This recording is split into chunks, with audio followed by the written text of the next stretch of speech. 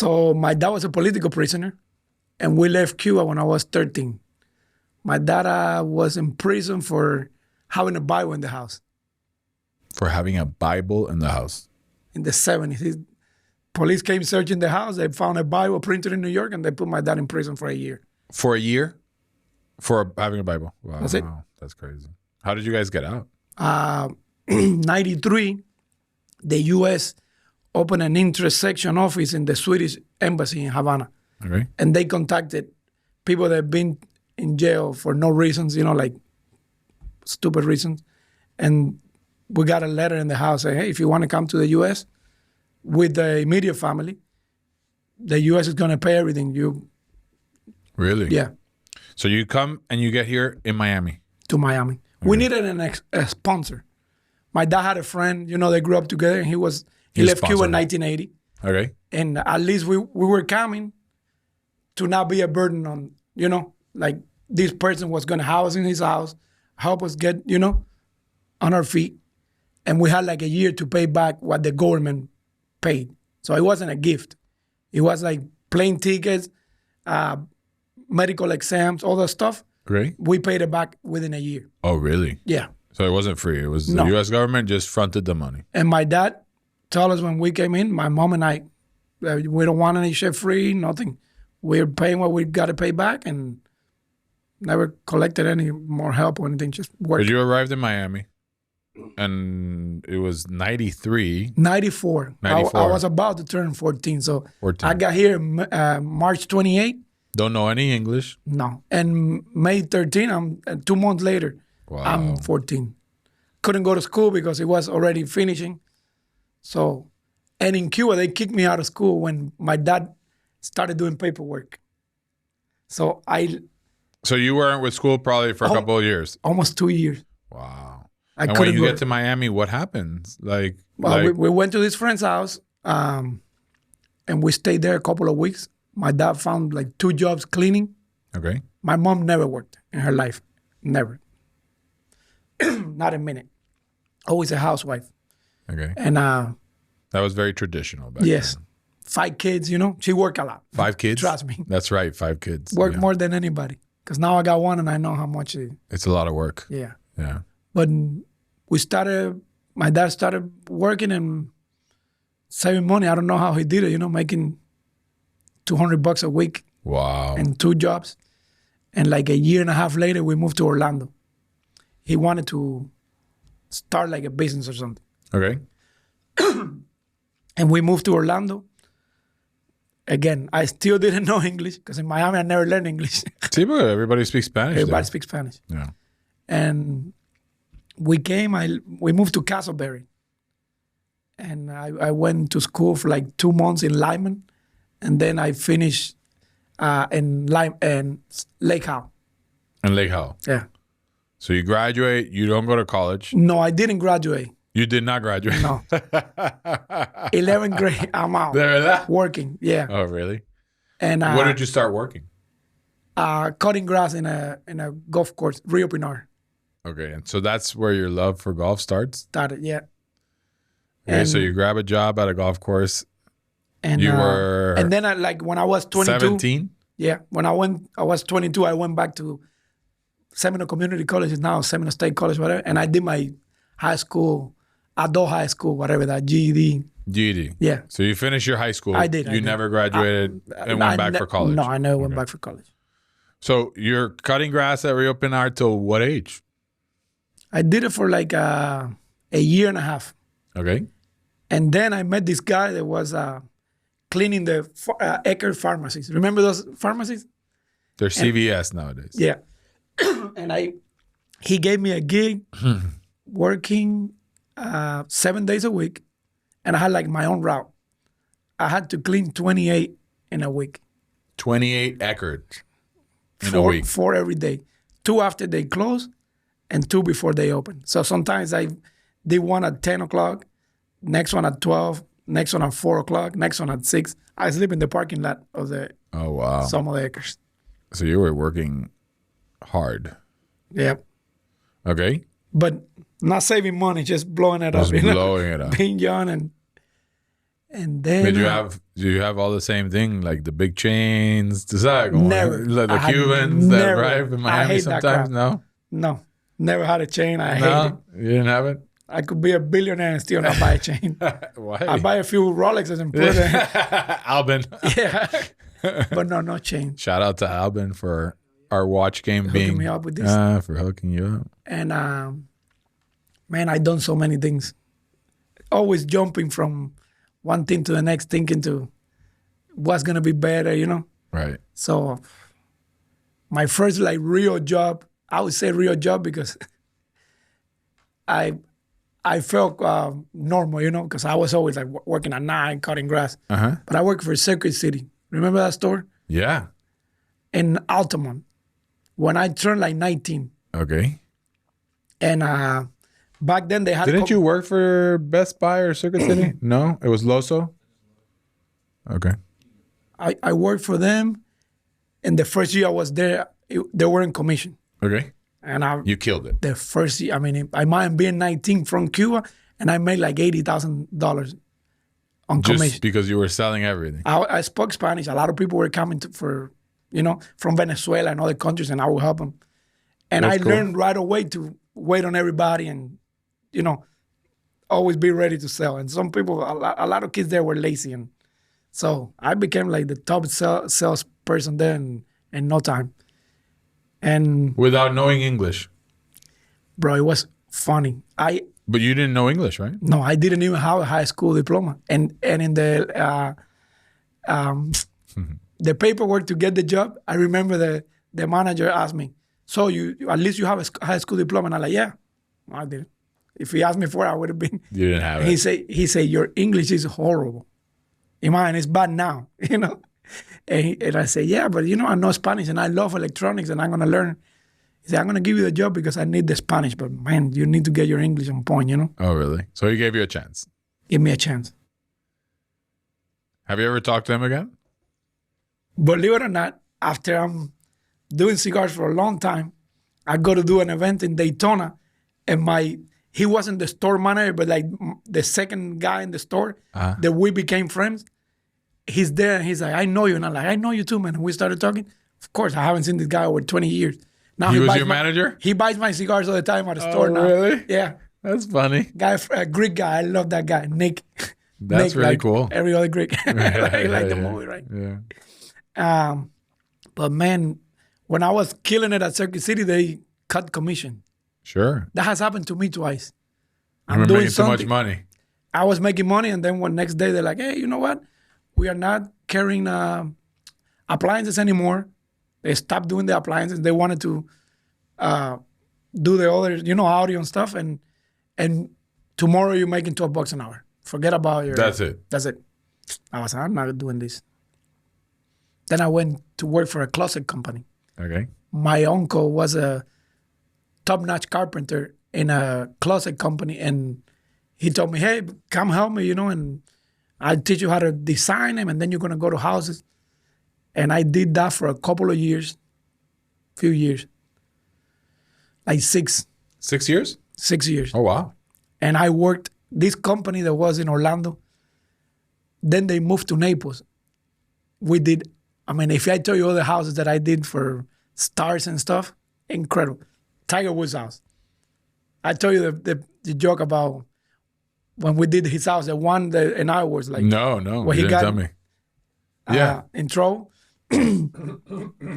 I went back after we finished the closet because we spent like a month there. Okay. And I never saw him. It was 2000.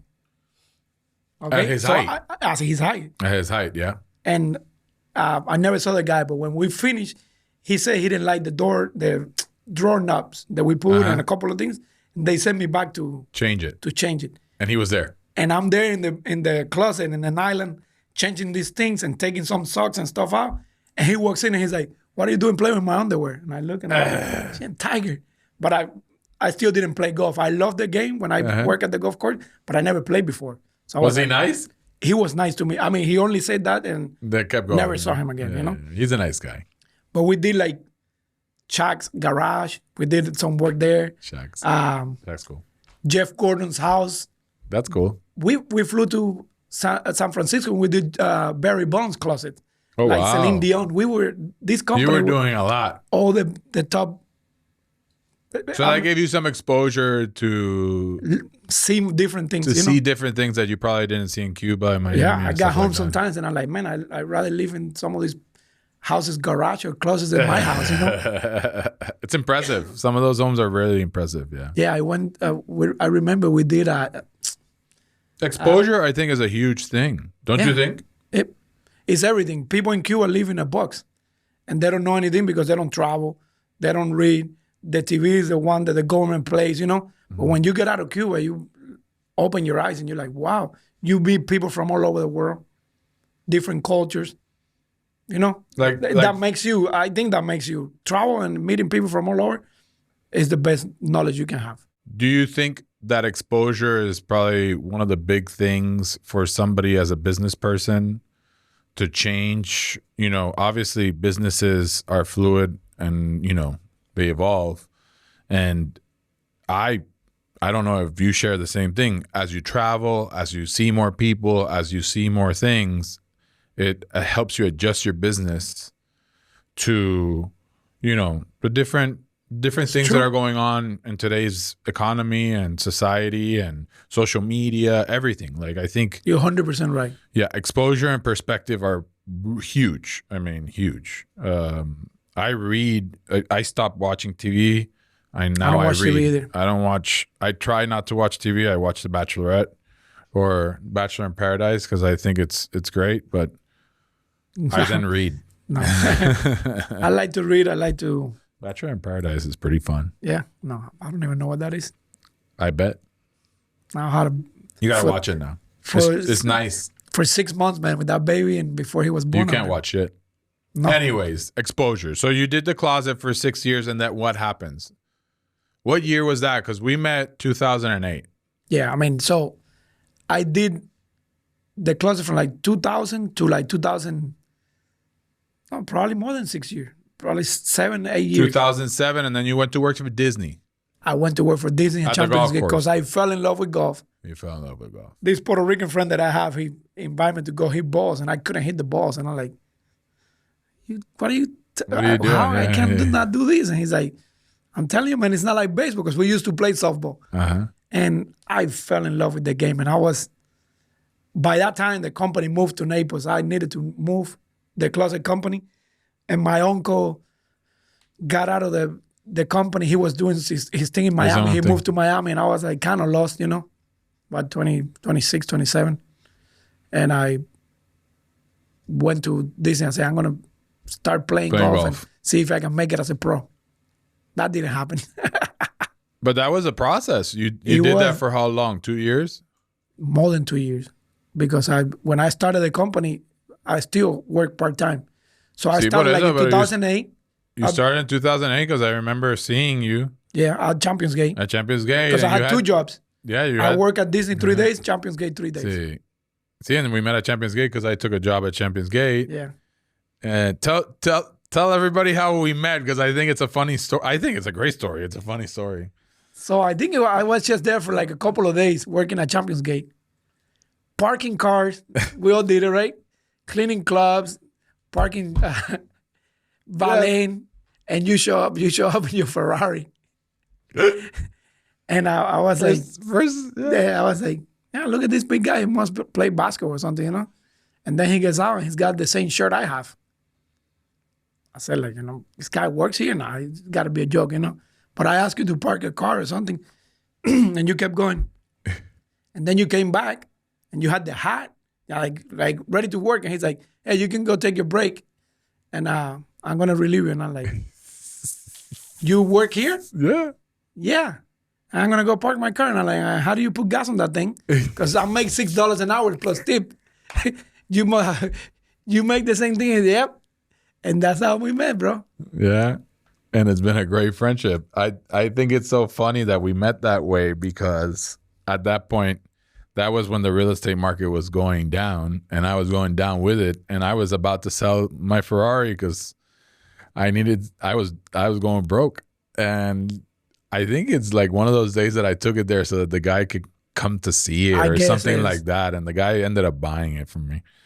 But yeah, it was a funny story because that whole year, I mean, we worked there. It was so fun. I had great memories. Yeah, no, I love that. Champions that Gate time. was great. Met many guys, like you saying, exposure, meeting people, playing with Kiani, somebody from Pakistan. Kiani, It was yeah. so nice. Yeah. And learning from Armando from Venezuela, you know. Yeah. When you meet people from all over the place, it's awesome. And then But you were developing the cigars because that's where you came from. Your Yeah. grandmother was a roller, right? growing For who? tobacco. No, she grow Her own? tobacco and sold it to the factories. That's all she did? Yeah. Yeah. Of course, she rolled cigars and everything, but her thing was like growing tobacco, sell it to the factory. Okay. And the family had But it was a big thing because I remember you telling me that she used to smoke like 6 cigars a day. And more. Like, yeah. They call it a 6-finger lady. You always never Six saw finger, her. really? You never saw her without a cigar in her hand. Really? She put it when she go to sleep. She put it in right there. Wake up, Boom. light it up before Light she it did up. anything. Really? But In America, it's not typically what you would see in cigar smoke, right? no, In Cuba, it's a thing, right? It's yeah. When you grow tobacco, it's different. My you know? grandfather used to be a huge tobacco smoker. Like my dad would tell me that my grandfather would take him to school smoking a cigar with the windows up. Yeah. That he would get to school just like, you know, dizzy. But that was a thing back then, Yep. you know. I mean, it was in mine back then. Not even back then. More this way, you still smoke on planes. Yeah, you smoked on planes, you smoked in restaurants, all that. So imagine my grandmother, you know, she's in a farm growing tobacco and making cigars for her the whole time. So why did you start with the cigar thing? Like what you were lost, you were playing golf, you didn't know. You I knew started that- with I think it was the 19th and the 18th hole. The front 9 and 19th hole. Oh yeah, you had these 2 cigars and I remember that it was just like When I went to work for Disney, like full time, and then I used to help like one day a week at Champions Gate, but I was at Disney. And I saw the pros camp the first year I'm there, and they did the Children's Miracle Network. And I saw the pros play. I'm like, I'm never gonna make it anywhere. It was honestly, in my mind, I played enough because I shoot around par to compete. When I saw those guys, I'm like, I'm not gonna get there. I know. Let's be realistic. And then I had a cousin and some friends that came from Cuba and were in Nicaragua making cigars. So I met your cousin, yeah. Yeah, and I Okay. wanted to, make a couple blends. Maybe I can put Start it in the golf selling it, courses, yeah. you know? And then that one thing led to the next, and started doing 20-count boxes because the first one were like only 2 cigars in that little, Pouch. yeah. I remember. And then boxes, I started opening stores. And the same thing happened to me. Disney sold the property that I was working on, Osprey Ridge. It was going to be sold to the Four Seasons. Yeah. And I kind of got laid off, you know. And I'm like, That was, what year was that? 2010? 2010, 2011. Started Okay, there. so your business starts 2008. You started off by selling it to golf courses, right? Very little. Very I mean, little. Very I little. couldn't even put gas in my car. Sure. So then 2010, When you 2011, I got more serious. And then that happened. And I was like, what happened? they're letting me go. And I was like, I'm not going to work for anybody else again. You decided I'm at done. that point. Okay. I'm going to start selling cigars. And So you burned the boat. We call that burning the boat. I was like, done. I'm Not working for anybody else. I'm going to start selling cigars. And what happened? This was 2011. We're coming out of the recession, a bad recession that we were in at that time. You were playing golf. You start. What was the first move you decided when Disney decided to fire you that day? Like, what did you think? I called Nicaragua, say, hey, make me like 100 boxes of 20 cigars. With what money? I remember you had no money. okay, no, not zero, but Not zero, but you have very little. but when I started working for Disney, I started buying stock every week. Mm-hmm. And I probably had $10,000. Disney stock was $28. I sold it for $28. Okay. And I don't know everything what I it is now. Now it's 105 today. something like that. wow. And it got up to like 195 last year. That's crazy. Because I bought some when the pandemic hit for like $90, and then it got to 140. I sold it, and it kept going up to 185, Oh wow. and then it's back down to. But Everything I had, I never had a 401k, nothing like that, you know. I just had my stock and I say, let me sell this. And I make cigars and I sell it. I know if the box cost me 45 and I can sell it for 80 to 90, I'm making, you know, and I'm going to grind. And I started hitting doors, knocking on doors and driving. First at night when I still working, but when they let me go, I did that full time. I didn't have a car payment because I have my Scion XB. Like Scion, it was purple, no? Yeah, it was purple. that thing like could like go for like no burgundy. and that thing could go for what $30. I could run all week, you know. Yeah. So I did that. So you went everywhere. You just started promoting your cigar yourself, not spending a lot of money. I remember zero. At that time, you weren't in Corona. No, I don't think you were even liked there. You weren't even liked there. No, nobody knew you. Gave nobody me an opportunity. Nobody. I mean, cigars on the avenue. Don Patel liked me as a person. He said, "Hey, your cigars are so, but I'm gonna help you." And then old time cigars, you know, old time, yeah. And I started getting 1, 2, 3, and then the 2012, the IPCPR, the cigar convention, was in Orlando. It's usually in Vegas. I wouldn't be able to go to Vegas. I didn't have that money, you know. But I bought a booth. It was like $2,000, and I'm here. You know, I don't have to get a hotel or anything. And I got like 10 accounts at that show. Did you? So that was kind of like boom. Yeah, that was a shift. Yep. And then I never missed one. The next year I went to Vegas. The next year I went to New Orleans, and then back to Vegas. And I kept doing the cigar convention, which you spend a lot of money, but you get a couple of accounts that are really far away. And they keep buying, it makes sense, you know? So we're putting that time, it was 2012, right? That you really decided to grind and do that. Let's say first year of sales. First year of sales, I still remember I got the paperwork, like $33,000. Total sales, everything. So to explain it to people, $33,000 at the end of the day, what did you end up with? Probably I made 15 and I spent... and food and gas, 12. I made 3. So you were left with $3,000 in your account. And that was the first year? No other income, zero. Zero income? No. So basically you were living in your car and... in an apartment, you know, but... in a small apartment. Almost living in my car. Almost living in your car because you were trying to sell. I was always on the road. But it's funny, I always double my... I think this is the first year that I'm not going to be able to double what I did last year. But the next year, I did like 70,000, and the next year 140, like that. And I was... So your business was always doubling? For the first 10 years, I always double everything. Wow. Crazy. That's cool. It is. How do you feel 10 years after?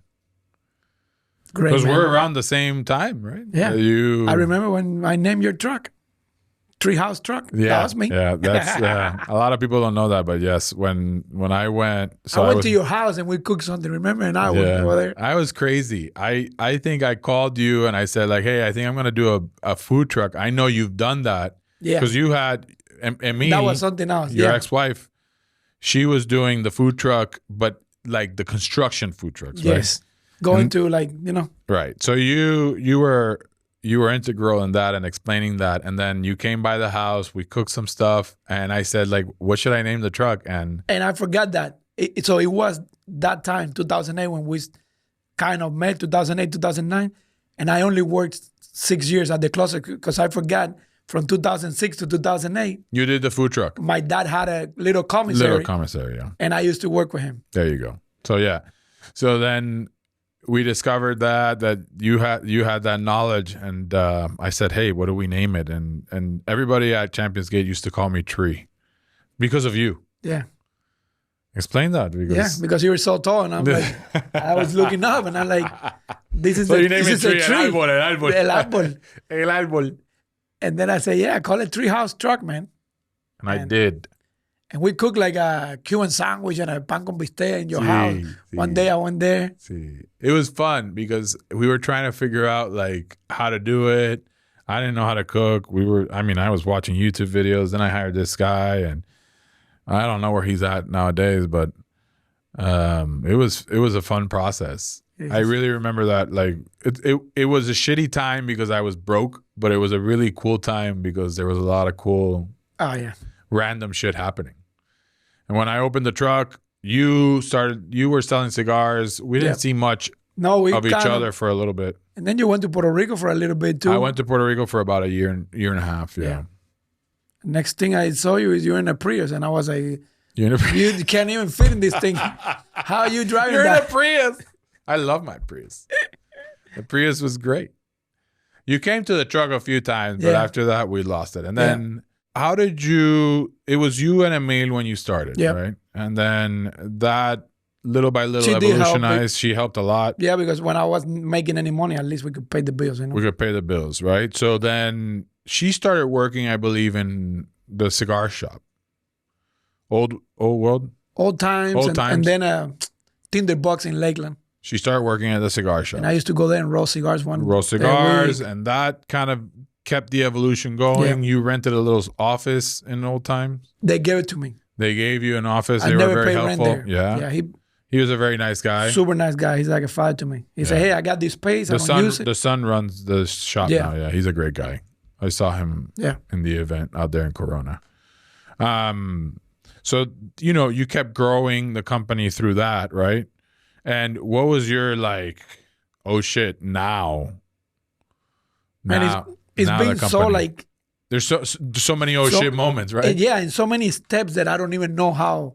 It's like I compare this to learning English. I don't know how I learned English. I just know one day I was speaking English. And whatever the heck I speak, because it's not like I'm perfect, but sometimes I'm like, when did I? Because I was so afraid of speaking.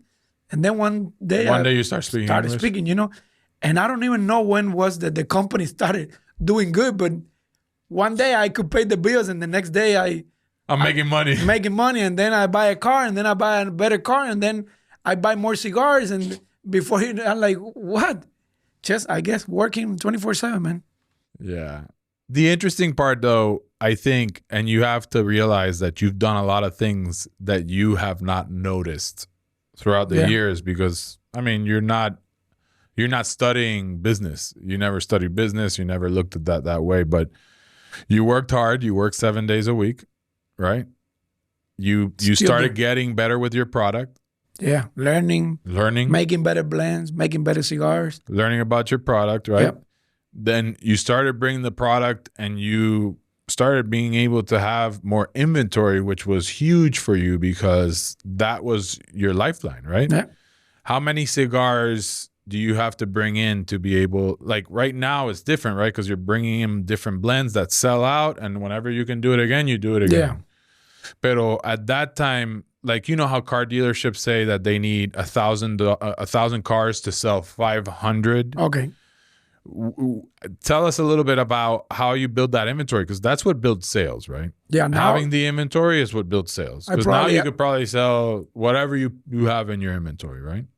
Now I probably have close to 500,000 cigars in the warehouse right now, as we speak. At that time, what were everything you paid for? I don't know anybody anything. Now I don't know the boxes, not the cigars, nothing. I could sell those cigars for $2. Right. So you've built that inventory up little by little, little by little. But at those times when you started, where were you? How many were you bringing? 1,000 at a time, 2,000. 1,000 boxes? No, 1,000 cigars. 1,000 cigars. 1,000 cigars, 2,000 cigars. ¿Cuánto te costaba eso? How much was that? $4,000, $5,000. At that time? Yeah. Now I'm bringing 15 to 20,000 cigars every 3 weeks. Every 3 weeks. Sometimes more. Wow. Depending, like right now I'm making... And by the way, you have no staff. No, I do everything myself. Now I don't even have my ex-wife. She moved out of the state. She doesn't work for me or anything. Where'd you move? You don't know? No, Alabama or Mississippi. Oh, she did? Yeah. Oh, she moved over there? Yeah. Mm-hmm. But it's just me. My wife now helps me a lot with... So you do the social times. Media, you do all the stuff? Yeah, my social media is really bad, but yeah, the little thing... Just hire Vanessa. Yeah. You should hire Vanessa. Vanessa, okay. Plug for Vanessa Boy. She's really good with social media. Yeah. Gabriel Boys. Yeah. So you do everything yourself? Everything. I bring the cigars. I sell the cigars. I do all the bookkeeping, everything. Okay. So how did you get, you build your inventory, that helped your sales. How did you get good at blending? Because that's something that obviously you grew up with your grandmother, you're watching, but you didn't learn. So how do you go about, because, it's the same thing. Wine is the same thing. Coffee is the same thing. It's all about the blends. It is. But I think I have a good palate. Not bragging, but it is what it is, I can tell when something is good or bad, and I know when, But a lot of people don't give credit to the guys in Nicaragua. Those are the ones that are, nobody ever doesn't know the name or anything. But the guy in charge of the factory that is doing my blends right now, I told him what I want. He sent me some leaf. I make, a couple of cigars here, and we get it done like that. But they got way more knowledge. What I'm saying? But I think they do have more knowledge, but I think it always plays a role that you're the important part about this, because they're in Nicaragua. They don't know what the American taste is. Of course, no. So I'm here always learning what people want, what people are talking about. How do you do that though? Because I'm a constant feedback monster. I love feedback. I mean, because I think feedback is the most important thing you can ask for to keep your business progressing. So how do you get that feedback? How do you go about it? You go to events, you roll cigars, you meet people at bars. I mean, you have to spend time on the streets.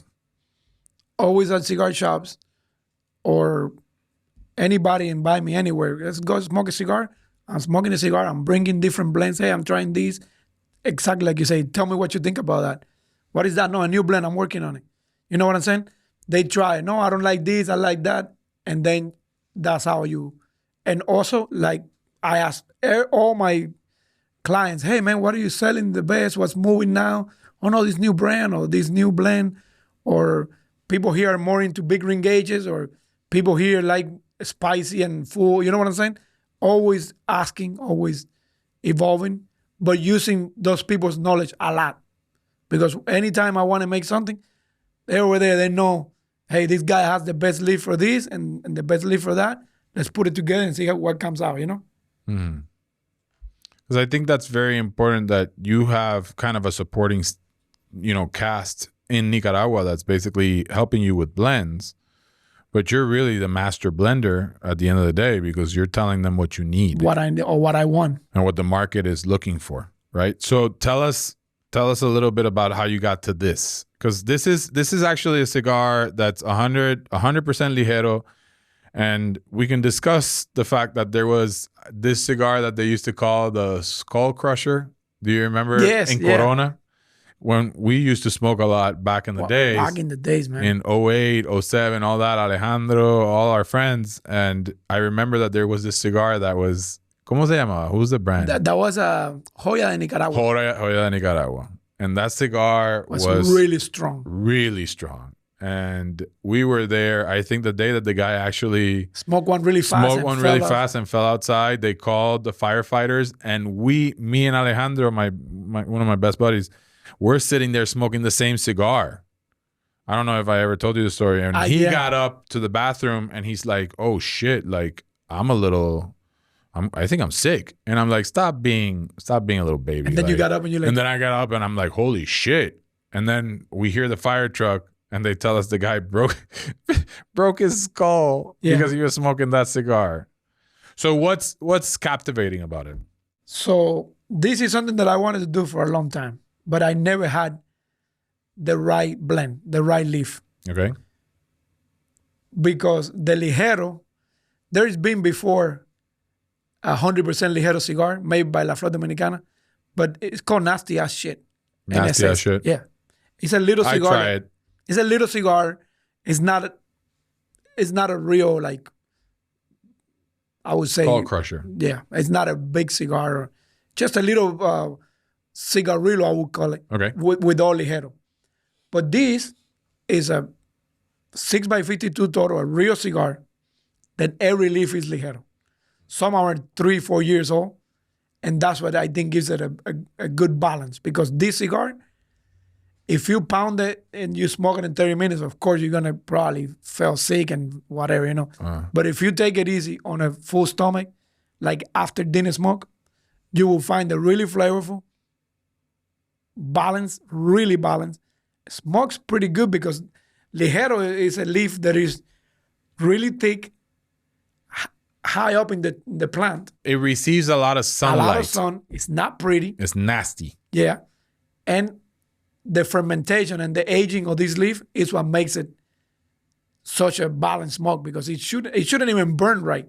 The experiments that they have done before with ligero, the cigars burn really crappy because the combustion is off. That's why you need different leaf on the plant. Seco, viso, ligero, because one is for combustion, one is for aroma, one is for strength, you know. But this one is all strength. You know, and I love that you're explaining this because I think people need to start realizing, and this is why I tell some of our people, like, that's why I like, for example, the coffee business, right? They're all similar. The restaurant business, the coffee business, the wine business, the tequila business, the cigar business, it's all similar. It's all a recipe. And it's your evolution of that recipe, right? I think people make it harder than it really is. And at the end of the day, that recipe needs people to invent it. Yep. And, you know, all that camaraderie while you invent that recipe is the process that's the funnest part of the whole thing. And we were discussing it over lunch. Like, it's great to make money, but the process and thinking back and discussing it is probably the funnest part of all. Yep. The fact that 2008 we met, I came from a food truck, you had a box of cigars, to now we can sit 10 years later and discuss the fact that you have a successful cigar company that's just hit, you know, amazing sales. And me evolving in the restaurant business, you look at it and you go like, we were just two guys working at Champions Gate, picking up golf balls, talking shit. Yep. But what is the difference? Like, that's what I try to tell, you know, people. And I always discuss, what's the difference? What do you think took you there? Like, and it's obviously hard work because you didn't have the knowledge, right? No, learning while you go. and learning while you go. But I think hungry. You were hungry. Yeah, I guess, you know. Were you fearful? No, never been. Never been. Why? Fearful or nothing, because I don't know. I just came from like having nothing to. What's the worst that can happen? I'm still in the United States. I'm not in Cuba. I lose everything. I do it again. So you think that mentality probably helped you out to make it? Because I imagine that there was a lot of sad, you know, and obviously disheartening times. Like, oh, yeah. That you think, I remember one time I done bad cigars, boxes that didn't come out right, you know, and I lose a lot of money. I remember one time the government was going to change the laws on you and you were freaking out. Still, like, nobody knows anything. Nobody knows everything. You see, when you go through that I was like, nothing else scared me, you know. The government could say tomorrow every cigar is illegal. Yeah. And what can you do? You just got to adjust. My dad had $1 million in 1959 and Castro said, tomorrow you don't have nothing. By the way, do you have 2 cars? I'm taking one because you only need one. Wow. And that's true. That happened. I mean, well, that just gave you perspective. And that's what we were discussing about the other day. And I don't know how much you can share about the story, but I know that you were the other day in Texas and some cigars, but we won't say names, but you were in somebody's house. And what did that person do? Oil. The oil business. But what did he do? He just bought land? Bought land, like gamble all everything he had to drill and find oil and almost gave up. Almost gave up. Almost went bankrupt. I think, like he said, probably I could drill 1 or 2 more times. That's it. And they found? They found 100,000 barrels a day. A day. And he sold the company for over. He's worth $6 billion nowadays. At 40 years. Because of that one chance and that he never gave up. He never gave up. So I think that's the very important part. The other thing that I think is very interesting. Tell us a little bit because the cigar business, I think it's brilliant in the fact that there's a product, but the box of it is huge. Yes. Because it's kind of the sale point, right? The box and the design. And that's one of the things that I had to learn as I go, because at the beginning I thought you have a good cigar, and if it burns good and it tastes good, people are going to buy it. No. Because if you don't know anything about cigars and you walk into Corona and there is 5,000 different cigars to choose from, why would you choose mine? It's almost impossible, bro. Unless somebody walks you there and say, hey, man, try this. I know this guy. He's local. Something. So basically, that's the only way. Word of mouth is how you sold your cigars. Yeah. I've never been in a magazine.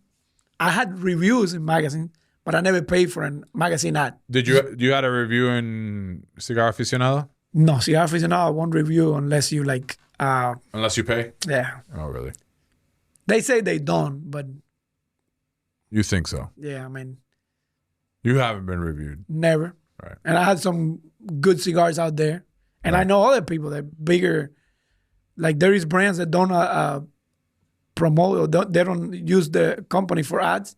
And they usually never get reviews. And they're 50-year-old Cuban... families that have been making cigars forever, you know?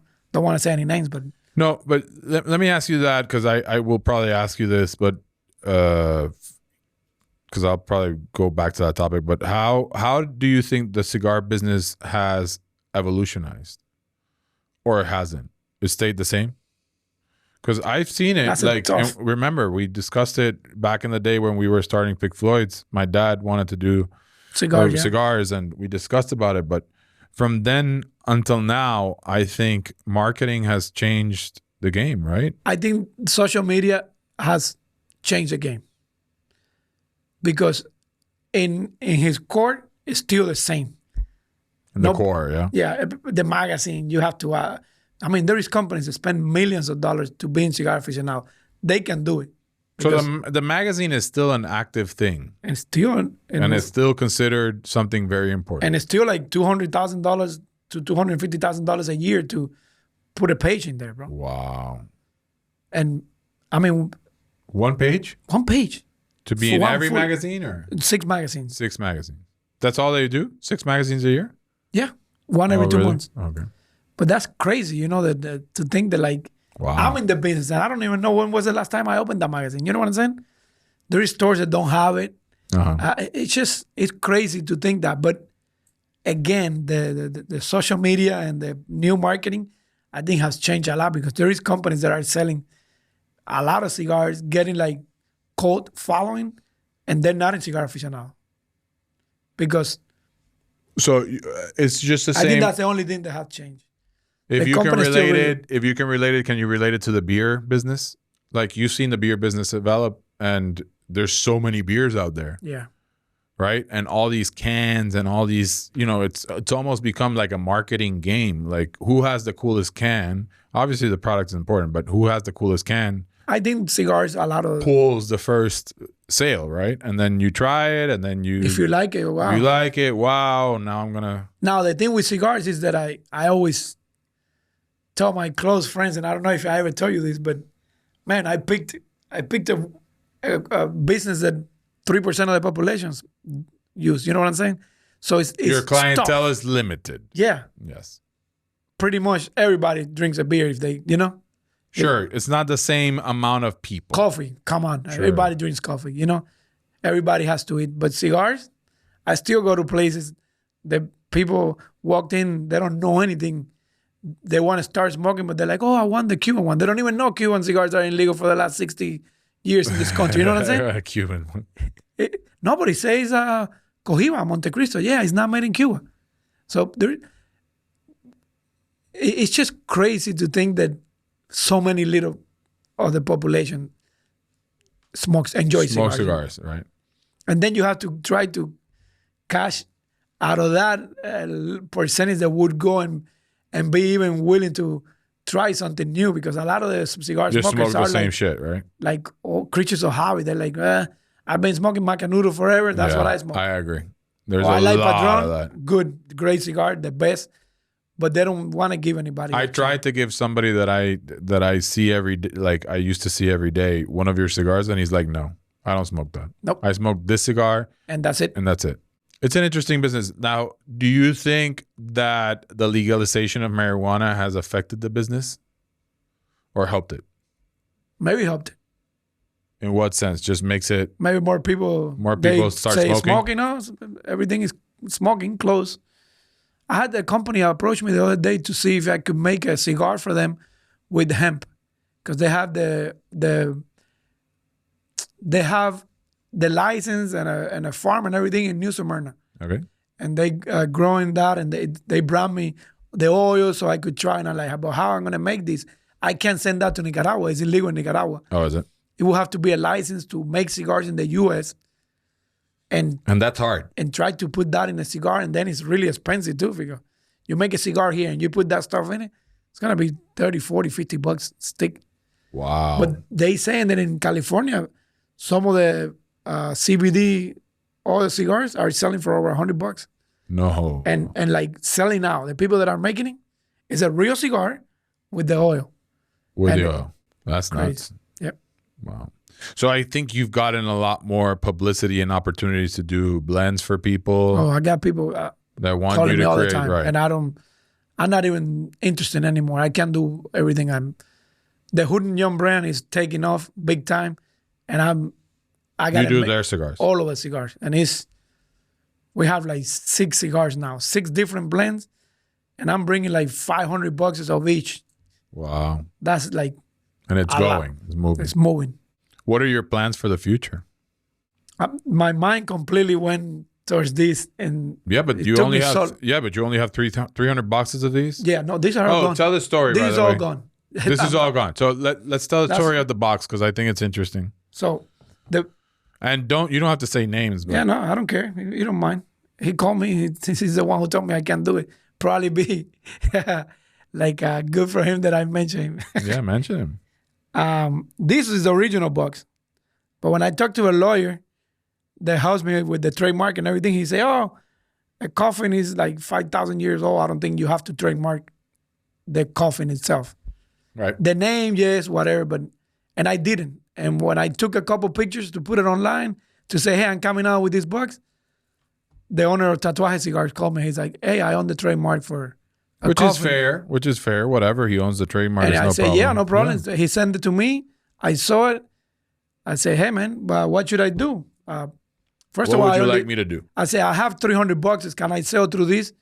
Never do it again. Send me paperwork. And he said, no. I said, what should I do? And he's the one who said, cut one side off. If it's not, if it doesn't have 6 sides anymore, it's not a coffin. And How did you cut it off? I went to a friend of mine, carpenter, and because I knew a few from the closet, and he just saw the box from one side to the next, and then painted that side. That's all I did. Pero espérate, with the cigars in and everything. How do you saw the box and cut it? In a machine. Sí, pero what? Espérate, I'm a little lost. No. You see the box, right? I had enough space to cut it. Oh, you cut that, and you made a new lid. No, cut the whole lid and everything. So how do you put this side though?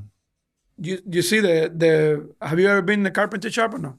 No. The saws go up and down, right? Okay. So you put the saw to go just up a little bit like that, and cut the box just like that, the way it is. Okay, así que le quedaba madera. Yeah. There was still wood. Okay. And then we painted this gray, and we put Happy Halloween.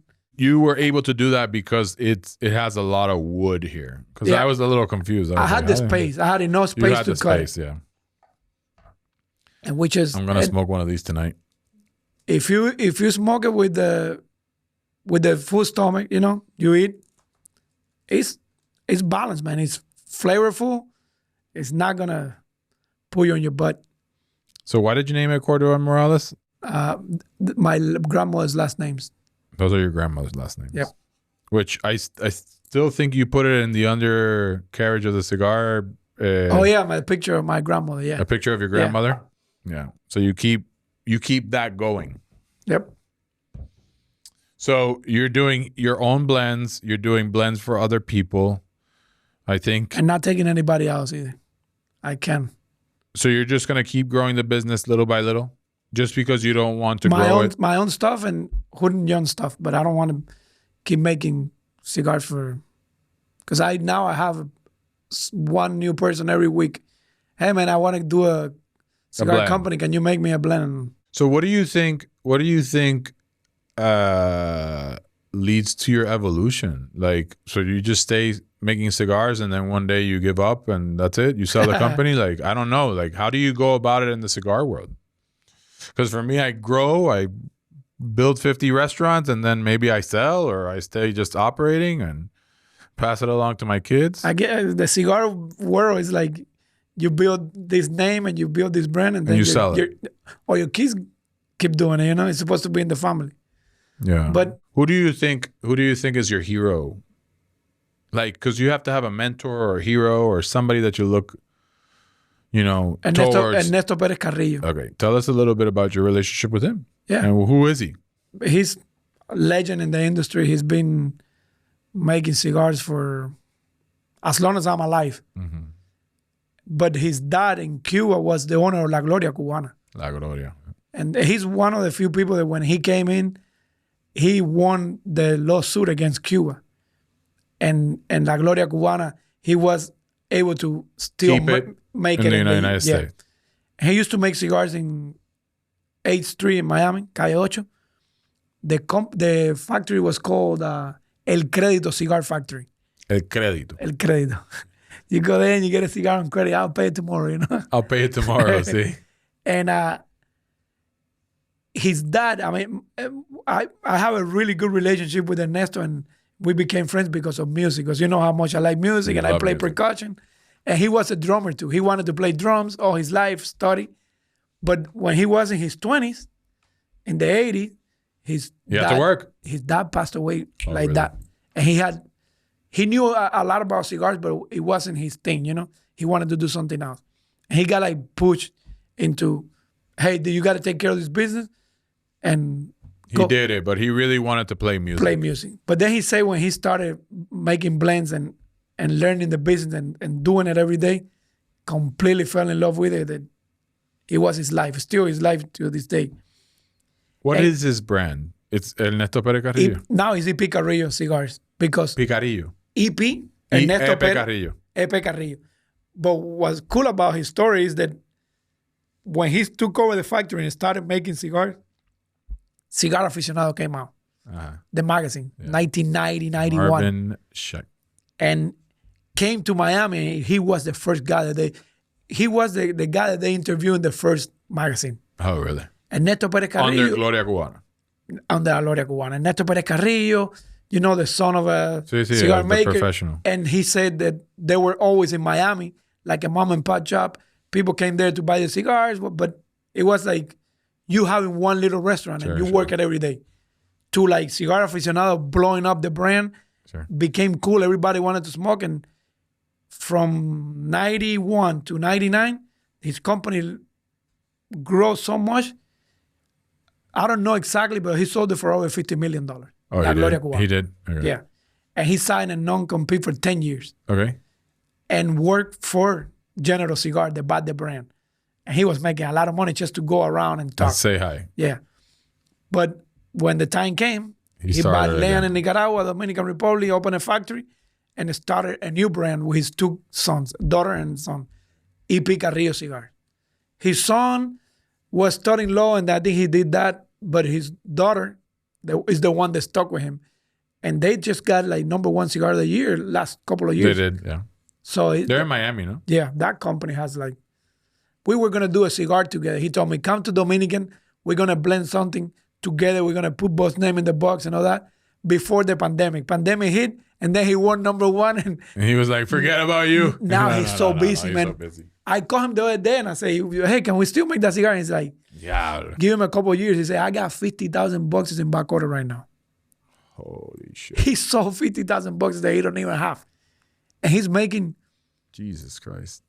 Man, AJ Fernandez, last time I talked to him, he's making 120,000 cigars a day. And it's not enough. I'm telling you that I'm bringing 20 to 30 every, 120,000 cigars a day, handmade, full. And it's not enough. Not enough. I don't know who's smoking all these cigars in the U.S., man, but the U.S. consumes a lot of cigars. Wow. And you're not even selling international. No. He is though. Yeah, they do. All these brands sell International. even though Cuba controls the market in cigars outside of the U.S. Yeah. Really? Oh yeah, because you could sell it anywhere. You can sell it anywhere. It's got all the reputation and the name, and Cuban cigars like double their price 6 months ago, and again double it, and they still sell everything they make. Really? Bro, remember the boxes like an Oil de Monterrey?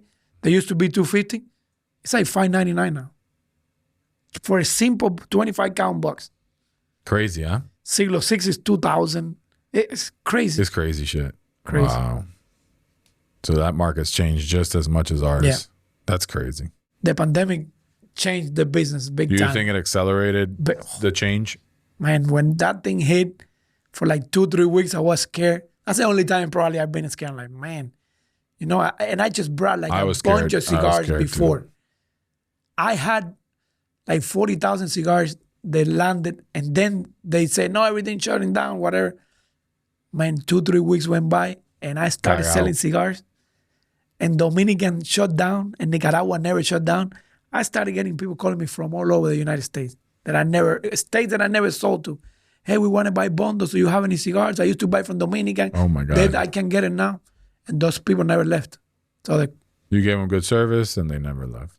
So you build a relationship business. No, it is a relationship business. And Big you're time. really good at building relationships. All my clients are my friend. Yeah, you're really good at that. I'm proud of. So if somebody wants to buy your cigars, where do they go? Online, if you Corona, you could buy in Corona. Yeah, Corona Cigar, Old Times, Cigar Hustlers in Daytona.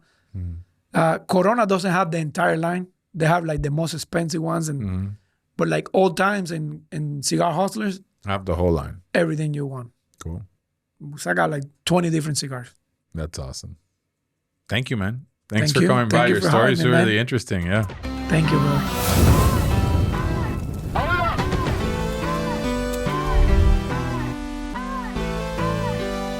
Hey, thanks for watching. I'm going to sit here till you subscribe.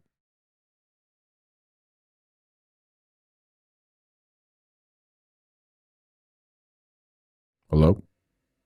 Subscribe.